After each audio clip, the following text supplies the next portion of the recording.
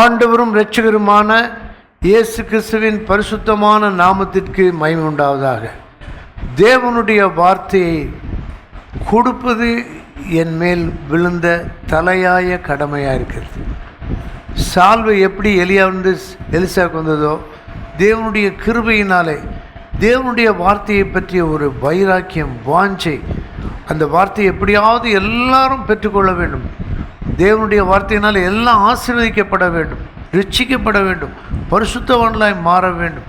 சிறு வயதிலிருந்தே அந்த கிருபையை தேவன் உள்ளத்திலே உருவாக்கி இருந்தார். பெற்றோரும் மற்ற நண்பர்களும் அதிகமாக அதற்கு உற்சாகம் கொடுத்தார்கள். ஆண்டவரை ஏற்றுக்கொண்டு ஆரம்பித்த நாட்களிலே ஒரு அங்கிள், அவருடைய பெயர் ப்ரொஃபஸர் எஸ்பிஆர் எபினேசர் என்பது. என்னுடைய தகப்பன் பேரும் அதே நேம் தான், இனிஷியல் வேறு. அந்த அங்கிள் அப்போயே ப்ரொஃபஸராக இருந்தாங்க. நான் சின்ன பையன். அது என்னன்னு தெரில, என் மேலே அவங்களுக்கு அவ்வளோ அன்பு. அவங்களுக்கு ரொம்ப, அதாவது பேஷனட் ஆண்டவருக்காக. அவ்வளோ பெரிய அங்கிள். அந்த ஆண்டியும் ஒரு ப்ரொஃபஸர். அவங்க எங்கள் அப்பா அம்மாட்ட பெர்மிஷன் கேட்பாங்க. அண்ணே, அக்கா செல்வினை என் கூட அனுப்புங்க, நான் ஃபுல்லாக பார்த்துக்கிறேன், நான் கூட்டத்துக்கு போகிறேன். எனக்கு ஆச்சரியமாக, எங்கள் அப்பா அம்மா அனுப்புகிறவங்க தான், ஆனால் ஆண்டவர் இப்படிப்பட்ட ஒருத்தரை எனக்காக செட் பண்ணியிருந்தார். அவங்க கேட்டோன்னே திருப்பி போய்ட்டு வாங்க, நீ அண்ணன் கூட போயிட்டா ரைட், அவங்க கூட போயிட்டா ரைட் அப்படின்னு அந்த அங்கிள் அனுப்பிவிடுவாங்க. 2 முறை வித்தியாசமான டைமில் அந்த அங்கிள் என்னை உட்கார வச்சு ஒரு தடவை ஏசாயா 53:5 பல முறை வாசிக்க சொன்னாங்க. அதனால தான் அதை பற்றி அடிக்கடி பேசியிருக்கேன் உங்களுக்கு. எனக்கு இந்த திருப்பி பேசுகிறத பற்றி வருத்தமே கிடையாது. Price the Lord. சிலருக்கு என்ன திருப்பி பேசினா வருத்தமாக இருக்குது. நான் உங்கள்கிட்ட ஒரு கேள்வி கேட்குறேன். சாப்பாடு கல்யாண வீட்டில் உட்காந்துருக்கீங்க, இலை போட்டாச்சு, டின்னரில் பிளேட்டில் இருக்குது, இப்போ சாப்பிட ஆரம்பிக்கிறோம். மற்ற எல்லாம் பார்க்க மாட்டோம், போட்ட உடனே என்ன பண்ணுவோம், சாப்பிடும். அது எத்தனை முறை சாப்பிடுவோன்னு கவுண்ட் பண்ணுவோமா? எதை கவுண்ட் பண்ணுவோன்னா, பிளேட் எப்போ முடிய போகுது, அது 30 தடையோ 50 தடையோ பிளேட் முடிகிறது தான் லக்கு. இது ரெப்படிஷன் யூஸ் பண்ணி எத்தனை முறை பிளேட்லேருந்து வாய்க்கு வைக்க வேண்டிய ரொம்ப ரிப்பீட்டடாக செய்ய வேண்டியிருக்கு. அதுக்காக நான் வருத்தப்படுறேன்னு சொல்லவே மாட்டேன். செகண்ட், தேர்ட், இன்னும் வேறு என்ன இருக்குது? Repetition is key to spirituality. Praise the Lord. அதனால தான் 1000 ஸ்தோத்திரம், 5000 ஸ்தோத்திரம், பைபிளில் 10 இடம் படித்தேன். ஆகவே இது ஒரு சத்தியம், இதை நம்ம மறுக்கவே கூடாது. அந்த ரெப்படிட்டிவ் இதுக்குள்ளே அந்த ஃபேனை பாருங்களேன், இதுக்கு பேரே ஆர்பிஎம்னு சொல்கிறது, ரொட்டேஷன் பெர் மினிட். நிறைய இருந்தால் தான் காற்று வரும். இல்லை மெதுவாக 1 மணி நேரத்துக்கு 3 சுற்றுனா இங்கே விட்டு எந்திரிச்சே போயிடுவீங்க. Price the Lord. எந்திரிச்சு போகிறதுக்கு இல்லை, இந்த உண்மைக்கு. அப்போ 5 காரியம் இன்னொரு டைம் எனக்கு சொல்லி கொடுத்தாரு. என்னன்னா, செல்வன், இந்த 5 காரியம் ரொம்ப முக்கியம். இதுதான் கிறிஸ்தவ வாழ்க்கை, இதுதான் ஒழுங்கு, இதுதான் கட்டுப்பாடு, இதில் தான் வளர முடியும். இதில் வளர்கிறது தான் இந்த 5ல் தான் வெளிப்படும். நான் சொல்கிறேன், நீங்கள் அதில் எல்லாம் பார்க்க போகிறதில்ல, ஜெபம் மட்டும் பார்க்க போகிறோம். நான் வார்த்தையை சொல்கிறேன், எல்லோரும் நல்லா சத்தமாக சொல்லுங்கள். ஜெபம், வெரி குட். பரிசுத்த வேதாமம், தேவனோடு ஐக்கியம், விசுவாசிகளோடு ஐக்கியம், சாட்சியான வாழ்க்கை. Price the Lord. 5 தான். 40 வருஷமாக ஆண்டு அறியலாம், 2 வருஷம் ஆயிருக்கலாம், 1 வருஷம் தான் இருக்கலாம். ஆவிக்குரிய வளர்கிறதுக்கு இப்போ எனக்கு 60 வருஷம் ஆகுது. ரட்சிக்கப்பட்டு 59 வருஷம் ஆகுது. இன்னமும் இந்த 5 தான். 5 மாறாது. என்னெல்லாம்? நம்பர் 1 என்னது, 2வது என்னது, 3வது, 4வது, 5வது, 2வது, 1வது, 5வது. ரொம்ப சந்தோஷம். ஏன்னா இதுதான் உள்ளத்துக்குள்ளே வந்துக்கிட்டே இருக்கும். இதை வளர்ச்சி வளர்றாங்கன்னா வளர்கிறதுக்கு இதுதான் அடிப்படை. வளர்ச்சியின் அடையாளமும் தான் 5ல் தான் இருக்கும். இப்போ எங்கள் வீட்டில் இந்த பையன் ஒரு விசுவாசி சொல்கிறாங்கன்னு வச்சுக்கோங்க, சொல்லியே ஜெபம் பண்ண மாட்டேன்றான். அவனா போய் என்ன பண்ணுறான், ஜெபம் பண்ணுறான். அதுதான் வளர்ச்சியின் அடையாளம். பைபிள் வாசிக்கிட்டே இருக்காங்க. ஞானஸ்தானத்துக்கு ஆயத்தம் பண்ணும்போது கேட்பேன், இப்போ சொல்லுவான், இதுதான் வேதம் வாசிப்பேன், அப்பா அம்மா சொல்கிறாங்கன்னா ஏதோ நானும் வாசிப்பேன். ஆனால் இப்போ அப்படி இல்லை, என்னால் வாசிக்காமல் வளர்ச்சிக்கு அவசியம், வளர்ச்சிக்கு அடையாளம். சொல்லுங்கள் பார்க்கலாம். வளர்ச்சிக்கு அவசியம், வளர்ச்சிக்கு அடையாளம்.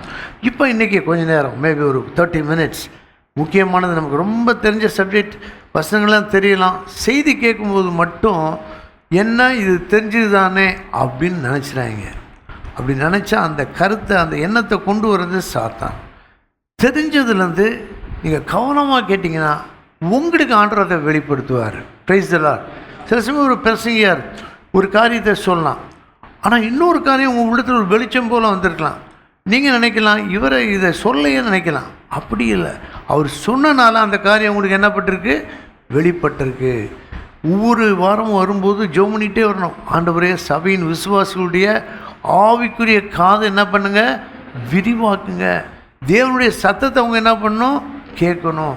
நானும் எப்போ பிரசங்கம் பண்ணாலும் போதிச்சாலும் ஒரு முக்கியமான ஜெபம், என்னுடைய பிரசங்கம், குறிப்பு, அனுபவம் அதெல்லாம் முக்கியமே கிடையாது. தேவனுடைய சத்தத்தை விசுவாசிகள் என்ன பண்ணணும், கேட்கணும். அவருடைய சத்தம் கேட்கலன்னா அவங்களால வாழ முடியாது, வளர முடியாது, விளைச்சல் தர முடியாது. உங்களுடைய சத்தத்தை கேட்கணும். அப்படி தான் இங்கே நடக்குது. அப்போ ஜெபத்தை பற்றி தான் நீங்கள் முக்கியமாக பார்க்க போகிறோம்.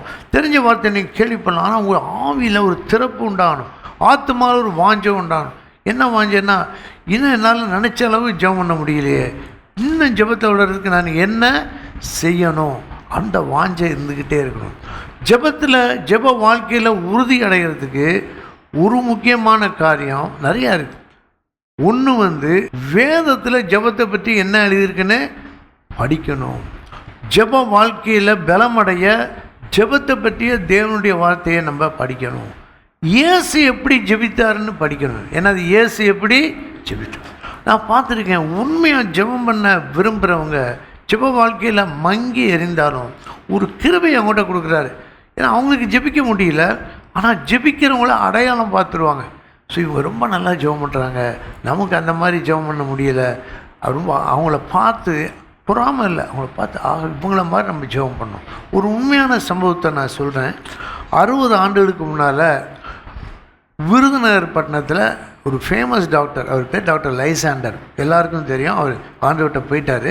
அவங்க பிள்ளைகள்லாம் நல்ல ஊழியக்காரங்க, நிறையா பேர் டாக்டர்ஸு, அவங்க பெரிய ஆஸ்பத்திரி விருதுநகரில் நடத்துகிறாங்க. அப்போ நான் சின்ன பையனாக தான் இருந்தேன். அவருடைய அம்மாவை பற்றி சொல்லுவாங்க. அந்த அம்மா நான் பார்த்துருக்கேன், எனக்கு மனசில் இருக்கிறது கொஞ்சம் கலர் கம்மியாக, கொஞ்சம் டார்க்காக இருப்பாங்க. அவங்க தோற்றம் எனக்கு நல்லா மனசுக்குள்ளே இருக்குது. அவங்கள ஏதோ பார்த்துருப்பேன் சின்ன வயசில். அவங்கள பற்றி சொன்னது எனக்கு மறக்கலை. அந்த அம்மா பேரை நான் மறந்துட்டேன். அந்த அம்மா அவங்கள பற்றி சொல்லும்போது, இவங்க ஒரு ஜெபிக்கிற தாய். சொல்லுங்கள் பார்க்கலாம், ஜெபிக்கிற. நம்மளை பற்றி, உங்களை பற்றி, என்னை பற்றி பைபிள் டீச்சர், டாக்டர், அது இதெல்லாம் சொல்லலாம். உங்களை பற்றி பல காரியம் சொல்லலாம். நல்ல ஸ்போர்ட்ஸ்மேன், கப் வாங்கி, அதெல்லாம் முக்கியம் இல்லை. நம்முடைய ஜெப வாழ்க்கையை பற்றி ஒருத்தர் பேச முடியுமா? அந்த அளவிற்கு ஜெபம் இருக்க வேண்டும். அதுதான் ஜெப வாழ்க்கையில் முக்கியமான ரகசியம். இந்த யாப்பேசின் ஜெபம் எங்கே இருக்குது ஞாபகம் இருக்குது அவங்களுக்கு? 1 நாளாகமம் 4ஆம் அதிகாரம் 9வது 10ஆம் வசனம் எல்லாம் தெரிஞ்சது. எனக்கு எப்படி மனப்பாடமாக தெரியும்னா, நான் மனப்பாடமாகவே படிக்கலை. Price the Lord. ஆனால் 100கணக்கான தடவை பார்த்துக்கிட்டே இருக்கேன், வாசிக்கிறேன். 2 வசனம் பார்க்காம சொல்லலாம். ஒரு கேள்வி, 9ஆம் வசனம் பெருசா 10ஆம் வசனம் பெருசா? நானே உங்களுக்கு கொஸ்டின் அவுட் ஆக்கிடுறேன். 10 தான் பெருசு. இது என்ன, இதில் என்ன இருக்குதுன்னு நினைக்கிறீங்களா? இது ஒரு பெரிய சத்தியம் இருக்குது. அதெல்லாம் நான் சொல்ல விரும்புகிறேன். 9 யாப்பேசனுடைய வாழ்க்கை வரலாறை சொல்லுது 3 சென்டென்ஸில். யாப்பேஸ்னால் என்ன அர்த்தம், அவன் எப்படி இருந்தான், என்ன நடந்துச்சு. 10ஆம் வசனத்தில் யாப்பேசனுடைய ஜெபத்தை சொல்லுது. அப்போ யாப்பேசனுடைய ஜெபத்தை பற்றி ஏன் பைபிள் எழுதியிருக்குன்னா, அவனுடைய ஜெப வாழ்க்கை அவனுடைய வாழ்க்கை குறிப்புகளை விட அதிகமாக இருந்துச்சு. அப்படி தான் நீங்களும் நானும் ஜெபத்தில் வளரணும். அப்போ ஜெபத்தை பற்றி பார்த்துட்ருக்கோம். அந்த அம்மா அப்படி ஜெபம் பண்ணுவாங்களாம். அவங்க யாரோ சொன்னது எனக்கு மறக்கவே முடியல. இப்போ நிறையா மறந்து போகுது. பேரை சொல்லியிருப்பாங்க, திருப்பி கேட்டிருப்பாங்க உங்கள் பேர் என்னன்னு. இப்போ எழுதியெல்லாம் வச்சு பார்க்குறேன். இதை மொத்தமாக எங்கேயோ மறந்து வச்சுட்டு வந்துடுறேன். இப்போ ஆண்டவர்கிட்ட கேட்குறேன், ஆண்டவரே மறக்குது, ஆண்டவரே உங்கள் வேலையே மினிஸ்ட்ரியே நினைவூட்டும் ஊழியம் தானே. கர்த்தர் ஆச்சரியமாக உதவி செய்கிறார். திடீர்னு பேர் ஞாபகம் வரும். அப்போ அந்த அம்மா எப்படி ஜெபம் பண்ணுவாங்களாம், பேங்க்கு போவாங்க, எல்லா வேலையும் செய்வாங்களாம். கூட்டமாக இருந்தால் ஒரு கதவு ஓரத்தில் போய் அங்கே ஜெபம் பண்ணிகிட்டே இருப்பாங்களாம். இரவு பகலாக ஜெபம் பண்ணுவாங்களாம். எல்லா உரையாடல்லையும் ஜெபம் இருக்குமா. இந்த ஒரு வாக்கியத்தை தான் கேட்டேன். என்னுடைய வாழ்க்கை அதிலிருந்து கொஞ்சம் வித்தியாசமாக மாற ஆரம்பித்தது. அல்லேலூயா. நம்ம சபையில் நல்ல ஜெபிக்கிறவங்கள ஆண்டவர் எழுப்பியிருக்காரு. Price the Lord. அவங்க இருக்கனால தான் சபை ஓடுகிறது. சபை ஆசீர்வதிக்கப்படணும்னா என்ன தேவைன்னா, ஒரு 15 லட்சம் இருந்தால் என்ன எல்லாத்தையும் வேறு மாதிரி பண்ணணும், தேவையே கிடையாது, வேண்டவே வேண்டாம். ஒரு 20 ஜெப வீரர்கள், சொல்லுங்கள் பார்க்கலாம், குறைந்தபட்சம் 20 பேர் முதலீடு இருந்தால் சபை ஆண்டவருக்கு என்ன தேவையோ அந்த விதத்துலலாம் வளரும். இதெல்லாம் இருக்கும், அணைஞ்சு போகும், ஃபியூஸாக போகும். ரொம்ப தேவை ஆவிக்குரிய விசுவாசிகள் இங்கு உருவாக்கப்படணும், வருகைக்கு ஆயத்தம் பண்ணப்படணும். யாரு கண்டா ஒருவேளை உங்களை அந்த ஜெப வீரரை ஆண்டவர் அழைக்கலாம், உங்களுக்கு அந்த கிருபையை கொடுக்கலாம். மணிக்கணக்காக ஜெபிக்கும் கிருபை. இப்போ ரட்சிக்கப்பட்டவங்க உங்களுக்கு சொல்ல விரும்புகிறேன், உங்கள் வாழ்க்கையில் எந்த ஆசீர்வாதத்துக்காக நீங்கள் ஜெபம் விட்டாலும் ஆண்டவரே ஜெப வீரனா என்னை மாற்றும். அந்த பாட்டு ஃபாதர் பாட்டில் அழகான வாக்கியம், ஜெப வீரனா என்னை மாற்றும். இப்போ ஜெபத்தை பற்றிய வசனங்களை நம்ம பார்க்கலாம். இப்போ என் கூட சேர்ந்து பார்த்துக்கிட்டே வாங்க. ஒரு பகுதி அப்போஸ்தலர் நடபடிகள் புத்தகத்தில் நான் சுட்டி காட்ட விரும்புகிறேன். அதுக்கு முன்னாடி லூக்கா சுவிசேஷத்தை எடுத்துக்கோம். லூக்கா சுவிசேஷத்தையும் அப்போஸ்தலர் நடபடிகளையும் எழுதினது லூக்கா தான் எழுதினார். இப்போ லூக்காவை பற்றி உங்களுக்கு சிலருக்கு தெரிஞ்சிருக்கலாம், நிறைய பேருக்கு ஒரு வேளை மறந்துருக்கலாம். அதில் என்னன்னு கேட்டிங்கன்னா, லூக்கா அவர் என்ன வேலை பார்த்தாரு, அது ஒன்று கரெக்டாக தெரியுது, பிரைஸ் எல்லாம் டாக்டர். இன்னொன்று, அவர் கிரேக்க மொழி நல்லா தெரிஞ்சவர். கிரேக்க மொழியில் தான் இயேசுவை பற்றி எழுதியிருக்கிறார். அவருக்கு பின்னாடி நடந்த அப்போஸ்தலர் நடபடிகள் சம்பவங்கள்லாம் எழுதியிருக்கார். ரெண்டாவது, அவர் பெரிய ஒரு ஞானி, ரொம்ப ஞானம் உள்ளவர்.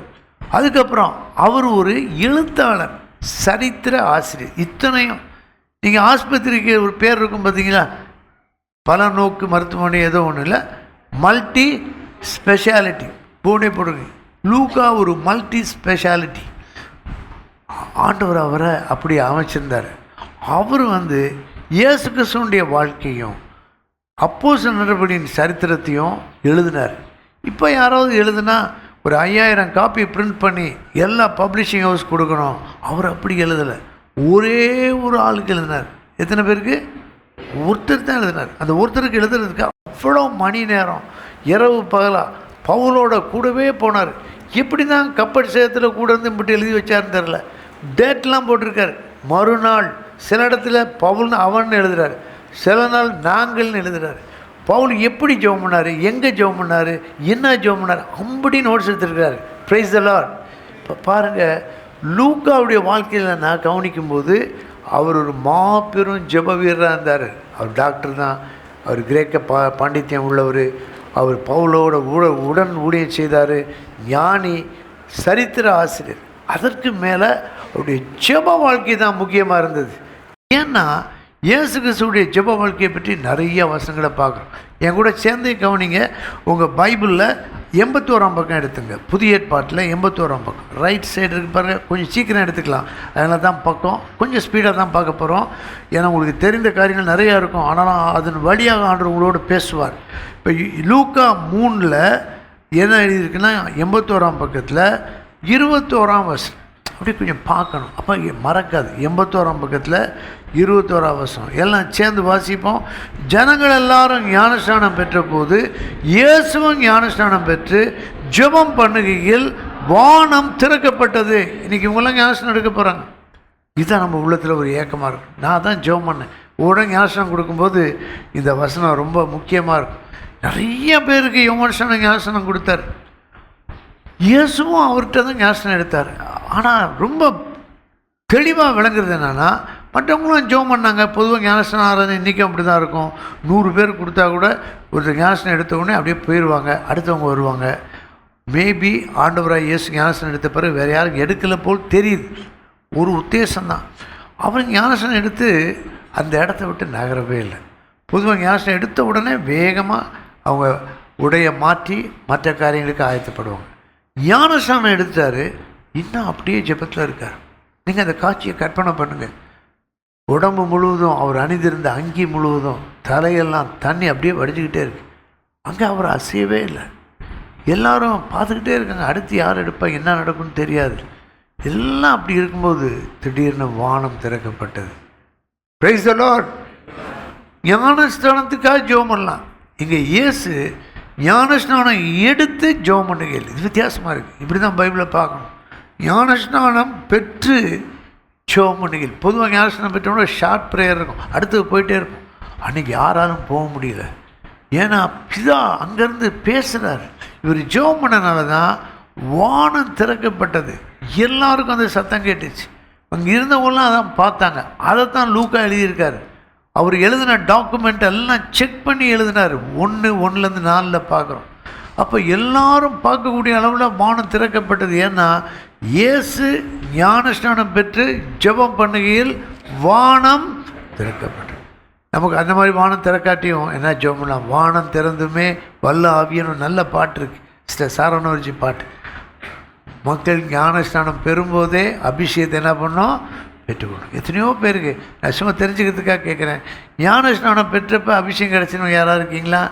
யாரும் 1-2 பேர் கண்டு ஸ்தோத்திரம், ப்ரைஸ் எல்லாம் ரொம்ப சந்தோஷம். இங்கே இப்போ இருக்காங்க. கர்த்தர் இப்படி செய்கிறார்.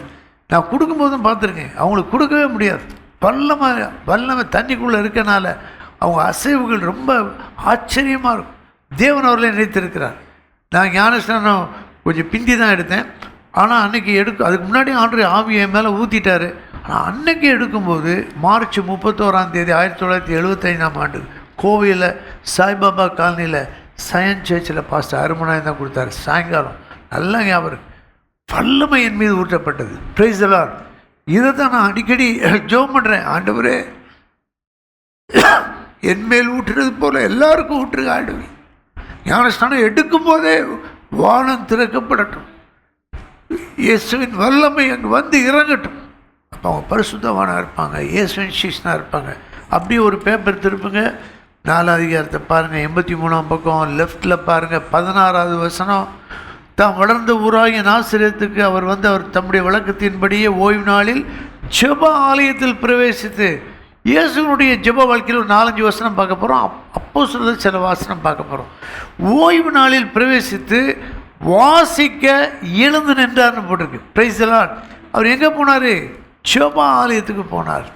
ஆலயம் ஜெபிக்கிற இடம். ஆலயத்துக்கு பேர் தேவனுடைய ஆலயம் என்று சொன்னாலும் தேவன் வைத்த பேர் இது என்னுடைய ஜெப வீடு. நான் அடிக்கடி உங்கள்கிட்ட சொல்கிறேன், வாங்க சர்ச்சுக்கு ஜெபம் பண்ண வாங்க. வேலை இல்லைன்னா சர்ச்சுக்கு வந்துடுங்க, பாட்டு பாடுங்க. இங்கே வந்து ஜெபிக்கிறதுக்கு ஆள் தேவை. இங்கே வந்தீங்கனாலே ஜெப கிருபை உங்களுக்குள்ளே ஊற்றெடும். இந்த இடத்துல தான் அதிக மணி நேரம் சகோதரிகள் ஜெபம் பண்ணுவாங்க. ஜெப அழைப்பை பெற்றவங்க இந்த இடத்துல ஜெபம் பண்ணுவாங்க. நானே பார்த்துருக்கேன். சில சமயத்தில் அவங்களாம் இல்லாதப்ப ஃப்ரீயாக இருக்கும்போது இந்த இடத்துல வந்து ஜெபம் பண்ண ஆரம்பித்தா திடீர்னு ஒரு பெரிய கிருபை உண்டாகும் உள்ளத்தில். Price the Lord. ஜெபம் பண்ணும்போது ஒரே இடத்துல ஜெபிக்கும்போது வான மண்டலத்தில் ஒரு பெரிய பாத்வேன்னு சொல்லுவாங்க இங்கிலீஷில். பெரிய ஒரு பாத்வே, தண்ணி விழுகிற மாதிரி அது அமைஞ்சிடும். யார் அந்த இடத்துக்கு வந்தாலும் அந்த இடத்துல தேவனுடைய பிரசன்னத்தை எளிதாக பெற்றுக்கொள்ளலாம். Price the Lord. ஜெப வாழ்க்கையில் வளர்கிறதுக்கு முக்கியமான அடிப்படை ஆலயத்தில் வந்து என்ன பண்ணணும்? ஜெபம் பண்ணணும். எப்படியும் ஆண்டவர் எனக்கு சொல்லிக் கொடுத்தார். நான் மருத்துவக் கல்லூரியில் படிக்கும்போது என்னுடைய பெரியப்பா வீட்டிலேருந்து தான் படித்தேன். அப்போ அவங்க ரயில்வே காலனியில் இருந்தாங்க. வீட்டிலேருந்து 3வது கட்டடம் வந்து சர்ச். எனக்கு சர்ச்சை கண்டாலே ரொம்ப பிடிக்கும். அங்கே போய் ஜெபம் பண்ணு. அந்த சர்ச் செக்ஸ்டன் சாவி வச்சுருக்கவர்கிட்ட கேட்டு, அவர் பேர் ஐசக்குன்னு நினைக்கிறேன். இது வந்து நடந்து ஏறக்குறைய 56 வருஷம் ஆகுது. அப்போ போய் அவர்கிட்ட ஃப்ரீயாக இருந்தால் அவர் உடனே கொடுத்துருவார். அப்போ அதை திறந்து அங்கே போய் ரொம்ப நேரம் ஜெபம் பண்ணுவேன். எங்கே நானும் ஜெபம் பண்ணலாம். சர்ச்சில் ஜெபம் பண்ணுறது ரொம்ப நல்லது. அப்படி தான் என்னுடைய ஜெப வாழ்க்கையில் சின்ன சின்ன காரியங்களை கற்றுக் கொடுத்தார். என்னுடைய நண்பர் ஒருத்தர் வரும்போது இங்கே எல்லாம் அங்கே போயிருக்கேன்னு சொன்னால் அவர் பாவம் எனக்காக காத்துக்கிட்டே இருந்திருக்கார். அவர் என்ன பற்றி சொல்லும்போதுலாம், நீ சர்ச்சில் போய் ஜெபம் பண்ணியிருக்கேன், நான் பார்த்துருக்கேன் அப்படின்னு சொல்லுவார். Price the Lord. நம்முடைய ஜெப வாழ்க்கையை பற்றி சாட்சியை நம்ம சொல்ல வேண்டியதில்லை, மற்றவங்களுக்கு தெரிந்தவர் ஜெபிக்கிறவர். அப்போ ஜெப ஆலயத்தில் ஜெபிக்கிறது ரொம்ப ரொம்ப முக்கியம். எப்போனாலும் வரலாம். நீங்கள் ஒரு மணி நேரம் ஜெபம் பண்ணுறோம், குடும்பமாக வரலாம். சில சமயத்தில் நல்ல கிறிஸ்தவ குடும்பங்களில், ஊழியர் குடும்பங்களில் சில சர்ச்சைகள் வந்துடலாம். காரணத்தை கண்டே பிடிக்க முடியாது. 2 பேரும் நல்லவங்க, நல்ல அன்பானவங்க, ஆனால் விபரீதமான சச்சரவுகள், தர்க்கங்கள் வரலாம். சொல்யூஷன் வேறு எங்கேயும் போக முடியல. 2 பேரும் சேர்ந்து ஆலயத்தில் வந்து ஜெபம் பண்ணால் ஆச்சரியமாக அது சுகமாயிரும். Price the Lord. 2 பேரும் சேர்ந்து கர்த்தருடைய பந்தியில் பங்கு பெற்றா முந்தி பல வருஷமாக அப்படி தான் நடந்தது. இப்போ கோவிட்னால மாறி போச்சு. 2 பேரும் வீட்டில் சேர்ந்து ஜெபம் பண்ண முடியாது. ஆனால் ஆலயத்தில் வந்து தனியாக ஜெபம் பண்ணிவிட்டு அப்புறம் சேர்ந்து ஜெபம் பண்ணால் ஆச்சரியமாக ஒரு லைட்டு போல் அந்த ஒருமனப்பாடு இருக்கும். அடுத்து அப்படியே ஒரு பேப்பர் திருப்பிங்க. அவர் திருப்பினா மேலே 4:16 பார்த்தோம். இப்போ என்ன இருக்குது? 5. அதே இடத்துல பாருங்கள் 85ஆம் பக்கம். அங்கே என்ன இருக்குது? 5:16 பைபிள் படிக்கும்போது எப்படி ஸ்மூத்தாக ஈஸியாக படிக்கிறது. 4:16, 3:21, 4:16, 5:16. அதை மட்டும் சத்தமாக வாசிக்க பார்க்கலாம். அவரோ ஜெபம் பண்ணுறது வெவ்வேறு இடங்கள் இருக்கலாம். இயேசு வெவ்வேறு இடங்களில் ஜெபம் பண்ணார். கடற்கரையில் ஜெபம் பண்ணார். வீட்லேயே மொதல் 18 வருஷம் 12லேருந்து 18 வீட்டில் தான் ஜெபம் பண்ணியிருப்பார். அடிக்கடி வெளியே போயிருப்பார். இங்கே மலையில் ஜெபம் பண்ணார். அடுத்து பார்க்க போகிறோம். இங்கே எங்கே ஜெபம் பண்ணார்? வனாந்திரத்தில் ஜெபம் பண்ணார். ஜெப வாழ்க்கை தனித்து ஆண்டோட செலவழிக்கும் நேரம். மத்தேயு 6:6 நீயோ ஜெபம் பண்ணும்போது அறை வீட்டுக்குள் பிரவேசித்து அந்தரங்கத்தில் இருக்கிற பிதாவை நோக்கி என்ன பண்ணு ஜெபம். சிலருக்கு வீடே ஒரு அறை தான் வீடாக இருக்கும். அப்போ அங்கேயுமே என்ன பண்ணலாம், ஏதாவது ஓரத்தில் கட்டில் பக்கத்தில் ஜெபம் பண்ணிங்கன்னா அந்த வீட்டில் தேவ பிரசனம் வரும். உன் வீடே ஒரு அறை தான். எங்கிட்ட அறை வீட்டுக்குள்ளே போகிறது எல்லாம் வந்துட்டு போயிட்டு தான் இருப்பாங்க. அப்போ இப்படி தான் ஆண்டு எனக்கு சொல்லிக் கொடுத்தாரு. எங்கள் வீட்டில் எல்லாம் ஜெபம் பண்ண என்கரேஜ் பண்ணுவாங்க. ஆண்டு உள்ளத்தில் அப்படியே தூண்டுதல் கொடுத்தாரு. இந்த மூலையில் போய் ஜெபம் பண்ணு, முழங்கால் போட்டு ஜெபம் பண்ணு. அப்போ முழங்கால் போட்டு நான் என்ன பண்ணுவேன், காது ரெண்டையும் அடைச்சிப்பேன் விரலை வச்சு. ஏன்னா மட்டும் இதுன்னு கேட்கக்கூடாது. அப்படி தான் ஆண்டு கற்றுக் கொடுத்தாரு. இந்த மாதிரி செய்யி. அப்போ ஆண்டவர் உங்கள் ஒவ்வொருவருக்கும் கற்றுக் கொடுக்க விரும்புகிறார். புதுசு ஆண்டவரை ஏற்றுக்கொண்டு ஞானஸ்நானம் பெறவங்களுக்கு அந்த கிருபையை கொடுக்க விரும்புகிறார். இந்த மூலையில் போய் என்னுடைய சின்ன 7ஆம் வயசில் அந்த எண்ணம் 2 ஜன்னலுக்கு இடையில் பெட்ஷீட்டை தொங்க விட்டு அதுக்கு உள்ளே இருந்து ஜெபம் பண்ணுவேன். தனித்து ஜெபம் பண்ணுவேன். இதை எங்கள் அப்பா அம்மாலாம் பார்த்துட்டு இருந்திருப்பாங்க போல. அதெல்லாம் பற்றி யோசிக்கவே இல்லை. அவங்க ரொம்ப சந்தோஷப்பட்டிருப்பாங்க. எங்கள் அப்பா ஒன்றும் சொல்ல. இன்னொரு அறையில் ஒரு சின்ன ரூமாக மரக்கட்டை வச்சு தடுத்து கொடுத்தாங்க. Price the Lord. நாம் ஜெபிக்கும்போது பதில்கள் ஃபைனல் டெஸ்டினேஷனில் தேவனை நாம் அறிகிறோம். அதான் எதுக்கு ஜெபம் பண்ணுறோம்? பதிலுக்காக இல்லை. பதிலை கொடுக்குறாரு, கொடுக்கல, லேட்டாக கொடுக்குறாரு. எல்லாவற்றின் வாயிலாக ஆண்டவரோடு இருப்பதனால தனித்து ஆண்டவரை பற்றி அறிகிறோம். அப்போ அறியும் போது எப்படி தேவன் நமக்குள்ளே கிரியை செய்கிறார் என்று கண்டுகொள்கிறோம். அடுத்து பாருங்கள், அடுத்த பக்கம் 86 அதில் பாருங்கள், கீழே இருக்கு பாருங்கள். 12ஆம் வசனம் கீழே இருக்கா? அதில் முதல் வார்த்தை என்னது? அந்நாட்களில். சரி நான் படிக்கிறேன், என் பின்னாடி சேர்ந்து சத்தமாக படிங்க பார்க்கலாம். அந்நாட்களிலே அவர் ஜெபம் பண்ணும்படி ஒரு மலையின் மேல் ஏறி ரா முழுவதும் தேவனை நோக்கி ஜெபம் பண்ணி கொண்டிருந்தார். வரிசையாக இருக்கு பார்த்தீங்களா? 3:21, 4:16, 5:16, 6:12 மனப்பாடம் பண்ணால் போயிடும். இப்படி நிறைய பேருக்கு இதை உட்கார வச்சு பைபிளை எடுத்து காட்டி குறிக்க வச்சு 1-2 பேர்கிட்ட ஏன் பைபிளை கொடுத்து கூட கோடு போட சொல்லியிருக்கு. ஏன்னா போதிக்கிறவன் கற்றுக்கொள்றவனோட பெரிய ஆளே கிடையாது. கற்றுக்கொள்ளோட ஒரே நிலைக்கு போகிறது தான் ஆவிக்குரிய ஊழியம். அவங்களே அவங்கள நினைக்கும் போது இவங்க தான் அந்த குறி போட்டு கொடுத்தாங்க. அவங்க பைபிளை வாங்கி ஒரு பெர்மிஷன் கேட்பேன், உங்கள் பைபிளில் நான் குறிக்கலாமான்னு. அப்போ ரொம்ப சந்தோஷப்படுவாங்க. பைபிள் நம்ம பைபிளை வாங்கி குறிக்கிறாருன்னு. நீங்களும் இதெல்லாம் செய்யலாம். இது விசேஷ அழைப்பு இல்லை. எப்படிலாம் மக்களை ஜெப வாழ்க்கைக்கு கொண்டு வர்றது. இதில் எப்படி பார்க்கணுன்னா, ஜெபம் பண்ணும்படின்ற ஒரு வார்த்தை இருக்குது பார்த்தீங்களா? அது எப்படி இருக்குது பாருங்கள். ஒரே வரியில் இருக்கா? எப்படி இருக்குது? அந்த இதில் பார்க்காதீங்க. பைபிளில் ஜெபம் பண்ணும்படி பாதி கீழே இருக்குது, பாதி ஏன்னா மலையில் ஏறுறார். Price the Lord.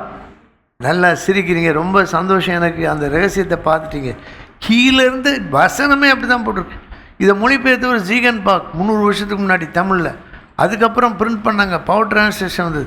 இந்த பைபிளை எத்தனையோ வருஷத்துக்கு முன்னாடி போனாங்க. ஆனால் இந்த பைபிளில் இப்படிப்பட்ட ஒரு கருத்து இருக்குது. ஜெபம் பண்ண மலையடிவரத்துக்கு போகிறாரு, அப்புறம் மேலே போகிறாரு. ஒவ்வொரு ஜெப வேளையும் மலையின் மேல் ஏறுகிற அனுபவம் ரொம்ப லேசாக இருக்காது. கஷ்டப்பட்டு தான் ஏறணும். கொஞ்சம் ஏற முடியாது. ஆனால் எப்போதும் உச்சிக்கு தான் போகணும். உச்சி என்னது? தேவனோட காத்திருக்கிற நேரம். இப்போ இங்கே ஜெபம் பண்ணும்படி இயேசு ஒரு மலையின் மேல் ஏறி, திடீர்னு ஆவியில் மலை மேலே போல. அவருக்கும் கால் வலிச்சிருக்கும். இந்த மலையில் ரோடெல்லாம் இருக்காது, படிக்கட்டு இருக்காது, கல்லுகளை பிடிச்சி தான் அவரும் ஏறி இருப்பார். ஏன்னா ஒரே முழுவதும் அங்கே இருந்தார். லைட்டு கிடையாது, செல்ஃபோன் கிடையாது, பாக்கெட் லைட் கிடையாது. பிதாவோடு இருந்தார். நமக்கு ஒரு மாதிரி ஆண்டவர் கொடுத்திருக்கிறார். ஜெபம் பண்ணும்படி ஒரு மலையின் மேல் ஏறி முழுவதும் தேவனை நோக்கி ஜெபம் பண்ணி கொண்டிருந்தார். அடுத்து கொஞ்சம் பக்கங்கள் தள்ளி வந்தோம்னா 9வது அதிகாரத்தில் 3-4 இடத்துல அந்த வார்த்தை வருது. 18, 28. இயேசு மறுரூப மலையிலையும் ஜெபம் பண்ணார். இது 2 வேற மலை. அப்புறம் இயேசு சீஷரோடு இருக்கும்போதும் ஜெபம் பண்ணார். 5000 பேரை போஷிக்கும் போதும் ஜெபம் பண்ணார். 10வது அதிகாரத்தில் அவர் சீஷர்களுக்கு கட்டளை கொடுத்து 70 பேரை அனுப்பும் போதும் ஜெபம் பண்ணார். 11வது அதிகாரத்தில் பாருங்கள், 11:1 அழகான ஒரு வார்த்தை. அவர் ஒரு இடத்தில் ஜெபம் பண்ணி முடித்த பின்பு, அங்கே ஞானஸ்நானம் பெற்று ஜெபித்தார், இங்கே ஜெபம் பண்ணி முடித்த பின்பு. நம்மளும் ஜெபத்தை ஆரம்பிக்கிறோம், ஜெபத்தை முடிக்கிறோம். எல்லாருக்குமே ஜெபத்தை ஆரம்பித்து ரொம்ப லேசாக சீக்கிரமாக முடிஞ்சிடும். ஆனால் ஜெபம் பண்ணும்போது ஆண்டவர்கிட்ட சொல்லணும், ஆண்டவரே நான் அதிக நேரம் உங்கள் கூட இருக்கணும், சொல்லுங்கள் பார்க்கலாம். இந்த ஜெபத்தை ஆண்டவர் கேட்டு பதில் கொடுப்பார். எனக்கு ஜெபிக்கவே தெரியாது, ஆண்டவர் எனக்கு ஜெபிக்க கற்றுக் கொடுங்க. இப்படி ஜெபம் பண்ணிக்கிட்டே இருந்தீங்கன்னா நீங்கள் ஜெப வீரராக மாறலாம். Price the Lord. இன்னொரு காரியம் என்னென்னா, இயேசு சீஷர்களை கூட்டிக் கொண்டு ஜெபம் பண்ண போனார். இப்போ புதுசாக 5 பேர் ரெடியாக இருக்காங்க ஞானஸ்நானத்துக்கு. நான் சில சமயம் ஆயத்தம் பண்ணும்போது கேட்பேன், விளக்கமாக அவங்களுடைய ஆவிக்குரிய வாழ்க்கையை பற்றி விசாரிக்கிறதுக்கு. ஒரு விசுவாசி, இளம் விசுவாசிட்ட ஒரு சின்ன மகள், அவங்ககிட்ட கேட்டேன், யார் கூடயாவது ஜெபிச்சிருக்கியா சேர்ந்து அப்படின்னு. உடனே சொல்லியாச்சு, ஒரு குறிப்பிட்ட பேரை சொல்லி, இந்த பொண்ணு என் ஃப்ரெண்டு, நாங்கள் 2 பேரும் என்ன பண்ணுவோம், சேர்ந்து ஜெபம் பண்ணுவோம். ஒரு ஆமேன் சொல்லுங்கள் பார்க்கலாம். உங்களுக்கு யார் ஜெபத்தோடர்? உங்கள் எல்லாருக்கும் ஒவ்வொருத்தருக்கும் கூட சேர்ந்து ஜெபிக்க யாராவது ஒருத்தர் வேணும். எனக்கு ஆண்டவர் அப்படிப்பட்ட கிருபை இத்தனை வருஷமாக கொடுத்துருக்கிறார். நான் அடிக்கடி சொல்லியிருப்பேன், எத்தனை இடம் சொன்னாலும் எனக்கு ரொம்ப சந்தோஷம்தான். அருமையான நம்முடைய சபையின் மூப்பர் ஏப்ரஹாம், அவங்க கூட பல மணி நேரம் ஜெபம் பண்ணியிருக்கேன். அதாவது ஒரே நாள் இல்லாட்டியும் அடிக்கடி அவங்கள்ட்ட ஜெபம் பண்ண ஆரம்பித்தாலே ஆஃபீஸ் தான், அட்மினிஸ்ட்ரேஷன் நடக்கிற இடம், நிர்வாகம்.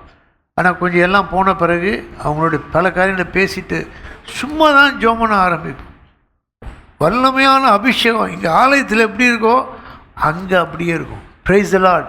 ஏன்னா அதிக நேரம் ஆண்டரோடு அவங்க செலவழிக்கிறவங்க. அதனால தான் அவங்க அட்மினிஸ்ட்ரேட்டர் இதை செய்கிறாங்க, அதை செய்கிறாங்க. அது எல்லாத்தையும் சொல்கிறத விட அவங்க சிறந்த ஒரு ஜெபிக்கிற ஊழியர், ஜெப வீரர். அப்படிப்பட்டவங்கள்ட்ட நமக்கு கொஞ்சம் அங்கேருந்து கொஞ்சம் எனக்கு வேணும் ஜெப அபிஷேகம். நீங்கள் ஜெபிக்கிறவங்களோட சேர்ந்து ஜெபிக்கும்போது உங்கள் ஒன்றுமே வாயில் வார்த்தை வராமல் இருக்கலாம், கூடயே இருங்க, அவங்க ஜெபத்தையே ரிப்பீட் பண்ணுங்கள். அப்படி அங்கேருந்து உங்களுக்கு வந்துடும். Price the Lord. ஃபோனில் இங்கேருந்து இன்னொருத்தருக்கு அனுப்புகிறோம்ல, அதுக்கு ஏதோ சொல்லுவாங்கள்ல, ப்ளூ, உங்களுக்குலாம் எல்லாம் தெரியுமே, ப்ளூடூத் இல்லை, அந்த மாதிரி அதை விட சிறப்பாக கூட இருந்தோம்னாலே அப்படியே ஜெப அபிஷேகம் உங்களுக்குள்ளே வரும். கண்ட கதையும் பேசிக்கிட்டு ஜாலியாக பேசுகிறதுக்கு இல்லை, நீங்கள் ஜெப வீரராக மாறணும். இப்போ இயேசு கிறிஸ்துவின் வாழ்க்கையில் இங்கே ஒரு இடத்தில் ஜெபம் பண்ணி முடித்த பின்பு, இயேசுவும் அப்படி ஜெபம் பண்ணி முடித்தார். அவர் சொன்னார், சோர்ந்து போகாமல் ஜெபம் பண்ணுங்க, இடைவிடாமல் ஜெபம் பண்ணுங்க சொன்னார். சில வேளையெல்லாம் ஜெபம் பண்ணி முடித்தார். அதுக்கப்புறம் ஒரு சீஷன் கேட்குறான், ஆண்டவரே யோவான் ஸ்நானங்கள்லாம் சொல்லிக் கொடுக்குறாரு, கிளாஸ் வச்சுருக்காரு ஜெபம் பண்ணுறதுக்கு, எங்களுக்கு நீர் அந்த மாதிரி சொல்லி கொடுத்தீங்கன்னா நல்லாயிருக்கும். நீங்கள் நல்லா ஜெபிக்கிறீங்க, பார்த்துக்கிட்டே இருக்கோம், பல மாதங்களாக பார்க்குறோம். ஆனால் எங்களுக்கு சரியாக உங்களை மாதிரி ஜெபிக்க முடியல, யோவான் ஸ்நானம் மாதிரி ஜெபிக்கிறோம், ஆனால் உங்கள் ஜெபம் வித்தியாசமாக இருக்குது. அப்போ தான் பரமண்டல ஜெபமே வருது. Price the Lord. என்ன ஜெபம்? சத்தமாக சொல்லுங்கள். அதை மெதுவாக தான் சொல்லுவாங்க, சர்ச்சில் நல்லா சத்தமாக சொல்லணும். இந்த பரமண்டல ஜெபத்துக்கு ஒரு பேர் என்னன்னா, prayer that came as an answer to prayer. அதாவது ஒரு ஜெபத்துக்கு பதிலாக வந்து ஜெபம் தான் பரமண்டல ஜெபம். அதில் அந்த சீசனுக்கு அவன் யாரும் தெரியல, அருமையான சீசன், அருமையான ப்ரேயர். எங்களுக்கு அவன் எனக்குன்னு கூட கேட்கல, எங்களுக்கு ஜெபம் பண்ண போதித்தான். அந்த ஜெபத்தை அடிக்கடி நீங்கள் செய்க. இது முக்கியமான அதிகாரம் 14, 15 வசனம் வர, 13 வசனம் வர. அதுக்கப்புறம் நம்ம பார்க்குறோம், ஆண்டவராக இயேசு 18ஆம் அதிகாரத்தில் ஜெபத்தை பற்றி நிறையா சொல்லியிருக்கார். 11, 18 லூக்கால ஜெபத்தை பற்றி. அநேகமாக அப்போஸ்தலர் நடபடிகள் நம்ம பார்க்க முடியாது, அதை பற்றி பரவாயில்ல, இன்னொரு வாரம் அதை பற்றி கண்டிப்பாக படிப்போம். ஆனால் உங்களுக்கு எப்படியாவது அப்போஸ்தலர் நடபடிகளில் ஜெபம் என்ற தலைப்பில் வரிசைப்படுத்தின ஒரு ஏறக்குறைய 30 வசனங்கள் A4 ஷீட்டில் 2 பக்கம் இருக்கும். அந்த பேஜ், அந்த பேப்பரை ஒரு 50 தடையாவது பாருங்கள், பார்த்துக்கிட்டே இருங்க, பாருங்கள், வாசிங்க, சத்தமாக வாசிங்க, யாருக்கா படிச்சு காமிங்க. இயேசு கிறிஸ்துவின் ஜெபம் எப்படி இருந்ததோ அதை போல் அப்போஸ்தலர் நடபடிகளில் பரிசுத்த ஆவியானவரால் ஜெப கிருபை சீஷர்களுக்கும் அப்போஸ்தலருக்கும் ஊற்றப்பட்டது. ஒரு 30 வசனங்கள் இருக்குது. அவங்க எங்கே ஜெபம் பண்ணாங்க, யார் ஜெபம் பண்ணா, என்ன ஜெபம் பண்ணாங்க, எப்படி ஜெபம் பண்ணாங்க, என்ன பதில் கிடைத்தது.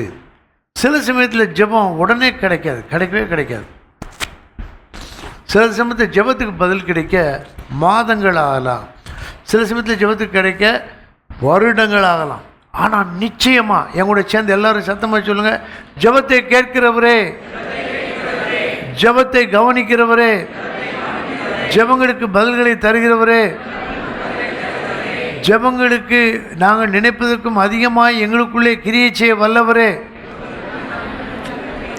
உம்மை துதிக்கிறோம். நான் சொன்னேன், answer to prayer is not destination. இப்போ ஜிபிஎஸ் எல்லாரும் அதை போடுறாங்க. இப்போ ஒரு இடத்துக்கு புது இடத்துக்கு போனால் போய் சேர்ந்த உடனே அது ஒரு வார்த்தை சொல்லும், now you are reached your destination சொல்லும். பார்த்துருக்கலாம் நீங்கள். அப்போ ஜெபம் முடியும் போது ஜெபம் பண்ணிட்டோம், அது அங்கே போய் சேர வேண்டிய இடம் இல்லை. அங்கே போய் சேர வேண்டிய இடம் ஆண்டவர். அவரோட இருக்கும். அவர் கூட இருக்கனால தான் நம்ம ஜெப கிருபைகளை பெற்றுக்கொள்கிறோம். அவர் கூட இருக்கனால தான் அவர் வெளிப்படுத்துகிறார், யாருக்காக ஜெபம் பண்ணணும், எப்படி ஜெபம் பண்ணணும், என்ன வார்த்தை சொல்லி ஜெபம் பண்ணணும். அப்படி தான் நிறைய பேருக்காக நம்ம ஜெபம் பண்ணுறோம். அப்போ இதில் நம்ம முக்கியமாக கவனிக்கிறது, இன்றைக்கி ஜெப வாழ்க்கையை பற்றி பார்த்துருக்கோம். இயேசுவின் வாழ்க்கையிலேருந்து எப்படிலாம் ஜெபிச்சார். இந்த பேப்பரை தயவுசெய்து நீங்கள் வீட்டில் போய் இன்றைக்கி அநேகமாக கொடுக்க முடியும். அப்படி இல்லைன்னா எப்படியாவது உங்களுக்கு வீட்டுக்கு வரும்போது அதை அனுப்பி விடலாம். அடிக்கடி பார்த்துக்கிட்டே இருங்க, சொல்லி பாருங்கள், வாய் விட்டு வாசிங்க. வேதத்தின் மூலமாக ஜெபத்தை கற்றுக்கொண்டோன்னா அந்த ஜெபம் உறுதியாக இருக்கும், அந்த ஜெபம் பெருசாக இருக்கும், அந்த ஜெப அடிப்படை அகலமாக இருக்கும். அநேக வரங்கள், வல்லமை, வெளிப்பாடு உங்களுக்கு கொடுக்கப்படும். சபைக்கு தேவை யார்? ஜெப வீரர்கள். சொல்லுங்க பார்க்கலாம், சபைக்கு தேவை யார்? ஜெப. ஒரு 20 பேர் 50 பேர் தொடர்ந்து ஜெபிக்கிறவங்க இந்த சபையில் எழுமணும், எல்லா சபையிலையும் எழுமணும். கடைசி ஜெபம் வெளிப்படுத்தும் விஷயத்தில் என்னென்னா, ஆவியும் மனவாட்டியும் ஆமேன்னு சொல்கிறாங்க. வாரும் ஜெபம் நான் கவனிச்சுக்கலாம். நீங்கள் என்னுடைய எல்லா ஜெபத்திலையும் கடைசியில் இயேசுவே சீக்கிரம் வா. ரொம்ப நாள் ஜெபம் பண்ணிட்டு இருந்தேன், வாரும்னு. இப்போ பார்த்தா அடையாளம்லாம் பக்கத்தில் வந்துட்டாங்க போல். யாராவது ஒருத்தர் இப்போ திண்டுக்கல் பைபாஸ், பழனி பைபாஸ் திரும்பிட்டோன்னா அரை மணி நேரத்தில் வந்துடுவாங்க. அந்த மாதிரி இருக்கும் இப்போ வரைக்கும் முன்னாடி. அதனால் எல்லாரும் எல்லா ஜெபத்திலையும் சத்தமாக என் கூட சேர்ந்து சொல்லுங்கள், ஆண்டவராக இயேசுவே சீக்கிரமாய் வாரும், உங்களுக்காக காத்திருக்கிறோம், உங்களை சந்திக்கும் போது பரிசுத்தமாக இருக்க கிருபை தாரும், அது வரைக்கும் ஜெபம் ஆவி ஊற்றி தாரும், இயேசுவின் நாமத்திலே ஜெபிக்கிறோம். ஆமென், ஆமென், ஆமென். எந்த காரியத்தை செய்தாலும் ஜெபம் பண்ணி செய்யுங்க. ஒரு வசனத்தை மட்டும் முதல்ல சொல்கிறேன், நீங்கள் எடுக்காட்டி பரவாயில்ல. எல்லாவற்றிற்கும் முடிவு சுயமாக இருக்கிறது. சொல்லுங்க பார்க்கலாம். ஆகையால் தெளிந்த புத்தியுள்ள இருந்து ஜெபம் பண்ணுவதற்கு ஜாக்கிரதையாக இருங்க. ஆமென். 1 பேதுரு 4:7, 1 பேதுரு 4. அப்புறமா பார்த்துங்க. அதனால தான் இப்போ சொன்னேன், இயேசு வரப்போகிறனால ஜெப கிருபை உலகமெங்கும் பெருகி கொண்டு இருக்கிறது. நிறைய பேர் ஜெபம் பண்ணுறாங்க 40 நாள். சீனாவிலேருந்து ஒரு சமயம் ஒரு நியூஸ் கேள்விப்பட்டேன். அங்கேருந்து வந்தவரே சொன்ன மாதிரிங்க அவர் என்னென்னா, இந்தியாவுக்காக நாங்கள் எத்தனையோ நாள் 40 நாள் உபவாசம் இருக்கிறோம். Price the Lord. நம்ம நாட்டுக்காக இன்னொரு நாட்டில் ஆண்டவர் 40 பேர் நிறைய பேர் 40 நாட்கள் உபவாசம் இருந்து ஜெபம் பண்ணுங்க. இந்தியாவிலே நிறைய பேர் இருக்காங்க. இரவு பகலாக அண்ணாளை போல் ஜெபிக்கிறவங்க இருக்காங்க. நீங்கள் ஆசைப்படலாம் ஆண்டவருக்குள்ளே, ஆண்டவரே நான் அப்படி ஜெபிக்கிறேன்னா என்னை மாற்று. பெரிய டாக்டர் ஆகணும், இன்ஜினியர் ஆகணும், நிறையா சம்பாதிக்கணும், அதெல்லாம் பரவாயில்ல, ஓகே. ஆனால் அதை விட பெருசு ஜெப வீரராக இருந்தால் என்ன ஆண்டு உங்களுக்கு வச்சுருக்காரோ அதில் ஆண்டு அழகாக வழிநடத்துவார். Praise the lord. அதுதான் ஜெபம் ரொம்ப முக்கியம். ஒரு கருத்தை மட்டும் பாருங்கள், ஈஸியாக ஞாபகம் வச்சுக்கலாம். அது உங்களுக்கு அனுப்பித்தரலாம், வாட்ஸ்அப் சர்ச் குரூப்பில் செய்தி அனுப்பலாம். ஒரே ஒரு இதை சொல்லி நான் முடிக்க போகிறேன். என்னென்னு கேட்டிங்கன்னா, நீங்கள் சில கடைகளுக்கு போகும்போது இல்லை சில ஏர்போர்ட்டை கூட பார்க்குறோம், கண்ணாடி கதவு பார்த்துருக்கீங்களா? கண்ணாடி கதவு இருக்கும்ல.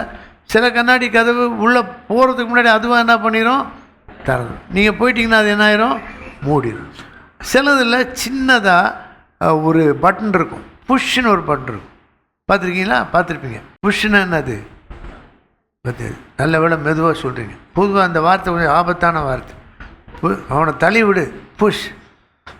ஆனால் அந்த வார்த்தையில் பெரிய சத்தியம் இருக்குது. அதுதான் சொல்ல விரும்புகிறேன்.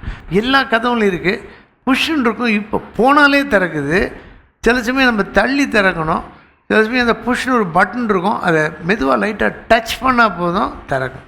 சில இடத்துல அந்த புஷ் தான் இருக்கும், அதை டச் ஸ்க்ரீன் மாதிரி வச்சுருக்கோம், தொட்டவுடனே கதவு திறந்துடும். இது ஜெபத்துக்கு ஒரு சிறந்த ஒரு விளக்கம் கொடுக்கக்கூடிய படம். எங்கே பார்த்தாலும் பட்டன் சின்னதாக இருக்குது. நிறைய பேர் சில கொஞ்சம் முரட்டுத்தனமாக உள்ளவங்க, ஒரு வன்முறையை யோசிக்கிறவங்கெல்லாம் தள்ளி விடுவாங்க. பையங்களே பார்த்திங்கன்னா போகும்போது தள்ளி விட்டு போயிடும். பலரும் நம்ம எல்லாம் அப்படி செஞ்சுருப்போம், ஆனால் அப்படி இது ரொம்ப தப்பானது. ஆனால் இந்த புஷ் வேறு. இந்த புஷ் ரொம்ப மேன்மையானது. எனக்கு ரொம்ப சந்தோஷம். நீங்கள் அந்த வார்த்தையே புஷ் அப்படின்றத அப்படி சொல்ல, புஷ் மெதுவாக சொன்னீங்க. அதில் உள்ள கருத்தை தான் நான் சொல்கிறேன். இங்கிலீஷில் PUSH கொஞ்சம் சேர்ந்து சொல்லுவோமா? PUS. நல்லா இருக்குல்ல? என்ன பாஸ்டர் செய்தியை விட்டு இங்கிலீஷ் சொல்லி கொடுக்குறான்னு நினைக்காங்க. கற்று சொல்லி கொடுத்து சொல்லி கொடுக்குறேன். ப்ரே, P ஃபார் என்னது? Pray. U for until, pray until something. S for something, H for happens. Pray until something happens. ஒரு காரியத்துக்காக ஜெபம் பண்ணுறோம், நின்று ஜெபம் பண்ணணும். ஆனால் நம்ம ஜென்டலாக டச் பண்ணால் போதும், கதவுகள்லாம் திறந்துடும். எங்கெல்லாம் வரக்கூடாதுன்னு சொன்னாங்களோ அந்த வில்லேஜ் நான் வாங்க, நீங்கள் ஜெபம் பண்ணால் தான் எங்கள் ஊர் நல்லாயிருக்கும். அடிக்கடி மரணம் நடக்குது இதுக்கு. ஆனால் என்ன ஜெபம் பண்ணணும்? Push prayer. என்னது? இது மாதிரி அவ்வளோ ஈஸி கிடையாது. Pray until something happens. ஆமேன்னு சொல்லுங்கள். ஆமாம், இதை உதாரணமாக அதிகாரப்பூர்வமாக சொல்கிறேன். நம்ம சர்ச்சுக்கு வடக்கு உள்ள இடம் பல முறை சொல்லியிருக்கேன். இதை சொல்லும் போதெல்லாம் ஆண்டவர் மேலே உள்ள அன்பு பெருகுது. இப்படி ஜெபத்தை கேட்குறாரு. நம்ம ஜெபிக்காட்டியும் ஆண்டு கேட்டுக்கிட்டே இருக்காரு. ஆனால் அந்த ஜெபத்துக்கு பதில் 40 ஆண்டுகளாக கிடைச்சது. Price the Lord. அதனால் நான் சொன்னேன், ஜெபத்துக்கு பதில் ஜெபத்தின் முழு நோக்கம் அல்ல. நல்ல வேலை 40 ஆண்டுகளாக ஆச்சு, இல்லைன்னா இந்த அளவு ஆண்டவரை நான் அறிஞ்சிருக்க மாட்டேன். ஜெபத்துக்கு பதில் கிடைக்காம 40 ஆண்டு ஜெபம்னா சிலர் நினைப்பாங்க என்ன அவிசுவாசம் பண்ண ஜெபம்னு.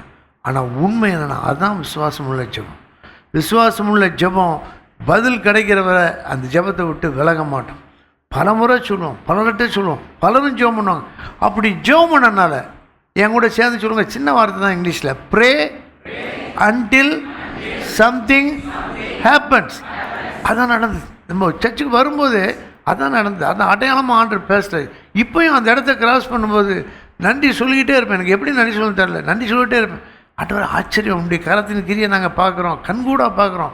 40 ஆண்டு ஜெபிக்க கிருபை கொடுத்து அந்த ஜெபத்தை கேட்டுக்கிட்டே இருந்தீர், கிரியை செய்து கொண்டு இருந்தீர். Price the Lord. ரொம்ப சந்தோஷம். கர்த்தர் ஜெபத்தை கேட்குறோம். இன்றைக்கி இயேசு கிறிஸ்துவின் ஜெப வாழ்க்கையில் என்னெல்லாம் பார்த்தோம், நிறையா பார்க்கலாம். குறிப்பிட்ட டைமில் நிறையா பார்த்தோம். எங்கே ஜெபம் பண்ணார், எப்படி ஜெபம் பண்ணார். ஒரு இடத்துல இயேசு முகங்குப்புற விழுந்து ஜெபம் பண்ணார் கெத்செமனேல. இன்னொரு இடத்துல முழங்கால் போட்டு ஜெபம் பண்ணார். இன்னொரு இடத்துல ஆத்மா கெத்செமனே தோட்டத்தில் வியாகுலத்தினால் நிறைந்து சீஷர்ட்டை கேட்குறாரு, எனக்காக ஜெபம் பண்ணுங்க, என்னோட கூட வாங்க ஜெபம் பண்ணுங்க. நான் சில ஆலோசனை கொடுத்தேன். எல்லாருக்கும் ஜெப நண்பர்கள் இருக்கணும். எல்லாருக்கும் அடிக்கடி நான் சொல்லியிருக்கேன், யார்கிட்டெல்லாம் ஃபோனில் பேசுகிறீங்களோ, பார்த்தீங்கன்னா எங்கே ஃபோன் எங்கே போச்சுன்னே தெரியல, இப்படி தான் பார்க்கணும். எங்கேயாவது போயிடுது, அதெல்லாம் மறக்க மாட்டோம். ஜெபிக்கிறதுக்கு ரெடியாக இருக்கணும். ஜெபம் பண்ணும்போது ஃபோனில் யாரோட பேசினாலும் ஒரு 2 வாக்கியம், 1 நிமிஷம் நான் உங்களுக்காக ஜெபம் பண்ணுறேன், நீங்கள் எனக்காக ஜெபம் பண்ணுங்க. நம்ம 2 பேரும் எழுப்புதலுக்காக ஜெபம் பண்ணணும். இந்த வாரம் நீங்கள் போய் எங்கெல்லாம் ஜெபம் பண்ண முடியுமோ, யார்கிட்டெல்லாம் ஜெபம் பண்ண முடியுமோ, அவங்க ரொம்ப டிஸ்டர்ப் பண்ணுறோன்னு நினைக்காதீங்க. ரொம்ப விஷயம் இருந்தால் கூட ஒரே 1 நிமிஷம் ஒரு சின்ன ஜெபம் உங்களுக்காக பண்ணுறேன் அப்படின்னு சொன்னீங்கன்னா தேவன் அவங்க வாழ்க்கையில் உங்களுடைய சின்ன 2 வாக்கிய ஜெபத்தில் பெரிய அற்புதத்தை செய்வார். இப்போ எழுப்புதல் காலத்தில் இருக்கோம், எழுப்புதல் நடக்குதுன்னு எல்லா பக்கமும் தெரியும், காற்று வீசுவதை போல். நல்ல வேளை இப்போ ஆடி காற்று அடிச்சுக்கிட்டு இருக்கு. பார்க்கும்போதெல்லாம் யோசிப்பேன், மரம்லாம் சாயுது. ஆண்டவரே, இதை போல் எழுப்புதலின் பெருங்காற்று வீசினப்போ மரம் சாயாது, அக்கிரமம் சாஞ்சு போயிடும், அக்கிரமம் சீரவங்க சாஞ்சு போயிடுவாங்க. தேவனுடைய மக்கள் ராப்சரில் வாரி எடுத்துக்கொள்ளப்படுவதற்கு ஒரு அடையாளமாக பார்க்குறோம். ஆண்டவர் எதை பார்க்கும்போது ஜெபமாக மாற்றணும். யாவரும் தயவுசெய்து எழுமி நிற்போம். பிதாவே, இந்த நல்ல இடைப்படுதலுக்காக நடி சொல்கிறோம். ஒவ்வொரு விசுவாசியும் கால அறையில் வந்திருக்கிறவங்க வீட்டுக்கு போகும்போது இந்த அடல் குறைந்து விட வேண்டாம், இந்த ஊற்று நின்று விட வேண்டாம். ஆண்டவரே, இது ஊற்று நதியாய் பாயட்டும். ஜெப அலை, ஜெப கிருபை, ஜெப அபிஷேகம் அநேகருக்குள் போகட்டும் ராஜா. வீட்டில் அடிக்கடி ஒருத்தர் வாங்க கொஞ்ச நேரம் ஜெபம் பண்ணுவோம், அப்படி ஒரு கிருபை உண்டாகட்டும். நண்பர்களுக்கிடையே அந்த கிருபை உண்டாகட்டும். ஆண்டு இளம் பிள்ளைகளுக்கிடையே அப்படி கிருபை உண்டாகட்டும். இளம் தம்பிகளுக்கிடையே அந்த கிருபை உண்டாகட்டும். வயதானவர்கள், முடியாதோர், முதியோர், அவங்களுக்கு அந்த கிருபை உண்டாகட்டும். வல்லமையினால் நிரப்பு ராஜா. இயேசு ஞானஸ்நானம் பெற்று ஜெபம் பண்ணுகையில் வானம் திறக்கப்பட்டது. எங்களுக்கு அதை பற்றிய கிருபைகளை கர்த்தர் கொடுக்க நாங்கள் ஜெபிக்கிறோம். சபைக்காக நன்றி சொல்கிறோம், எழுப்புதலுக்காக நன்றி சொல்கிறோம், உடைய வருகைக்காய் காத்திருக்கிறோம். சீக்கிரமாக வார். ஒரு ஜனமாகிய இஸ்ரவேலர் ரட்சிக்கப்பட, நாடு திரும்ப, சமாதானமாக இருக்க, எழுப்புதலை தர, ஆசீர்வதிக்கப்பட, பாதுகாப்பை பெற்றுக்கொள்ள எல்லாரும் மன்றாடி ஜெபிக்கிறோம். இயேசு இரட்சகர் நாமத்தில் கேட்கிறோம் பிதாவே, ஆமென். அங்கீகாரம் வேண்டும், நான் பாடல் பாடும் போதுவும் பிரசன்னமும் வேண்டும். உம்மை பார்க்கும் போது நீர் என்னை பார்க்க வேண்டும். நான் மன்றாடிடும் போது நீர் மனதுருகி மனமிறங்க வேண்டும். என் இதயமதின் இன்னல் மாற வேண்டும், என் இதயமதின் இன்னல் மாற வேண்டும். நீரில்லா ஆராதனை அல்ல, நீரில்லா என் வாழ்க்கை ஒரு நல்வாழ்க்கையும் அல்ல. நீரில்லா ஆராதனை அல்ல, நீரில்லா என் வாழ்க்கை ஒரு நல்வாழ்க்கையும் அல்ல.